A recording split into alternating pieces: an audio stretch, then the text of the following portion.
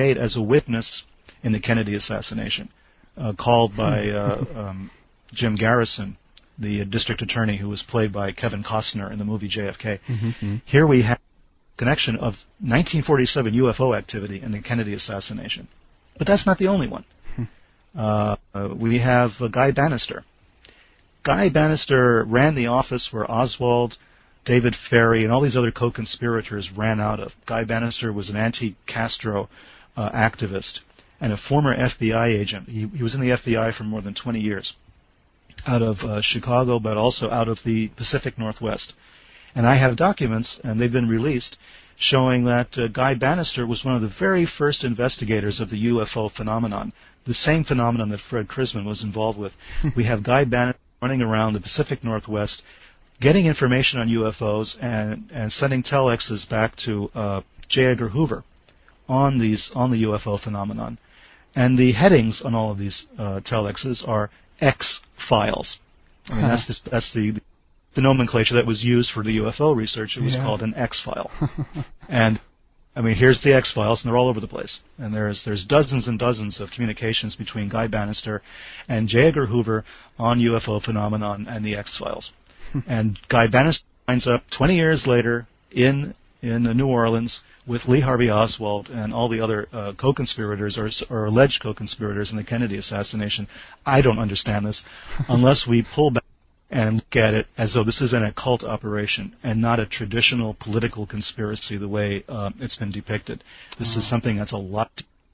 Yeah, indeed. I mean, there are so many ways we could go here. Of course, in regards to Aleister Crowley and the UFO phenomena, and I guess that this is kind of the high note in all of this, as you pointed out. It seems to be kind of the JFK assassination. But I want to finish off in this segment now, because we're running out of time in this, but we're going to continue in the subscriber section. But before we do that, I want to give you time to talk a little bit more, maybe if you want to mention something about the book, and of course how people can get it, and mention your website again, Peter.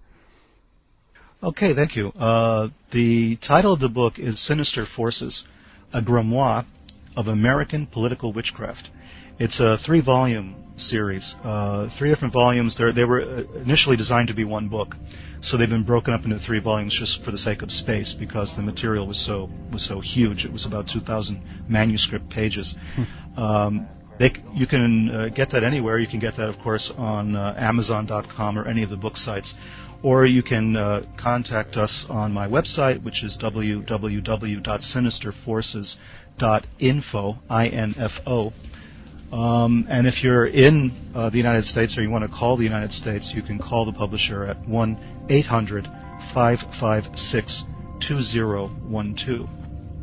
Excellent. So everybody check it out, sinisterforces.info.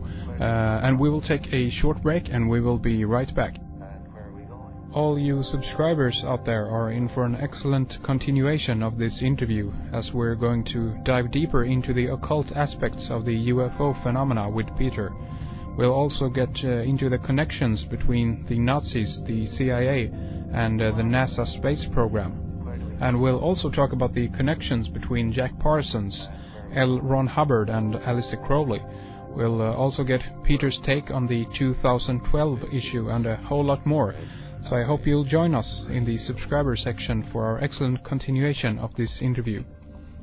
If you're not a subscriber and want to get full access to our archive, simply click on subscribe or sign up from the front page at redicecreations.com, and from there you can read more about it.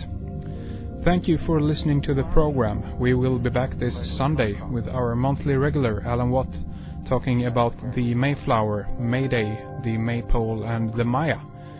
Thanks to Fredrik Palmgren behind the controls. This is Henrik Palmgren, and we will be back on Sunday. Until then, take care.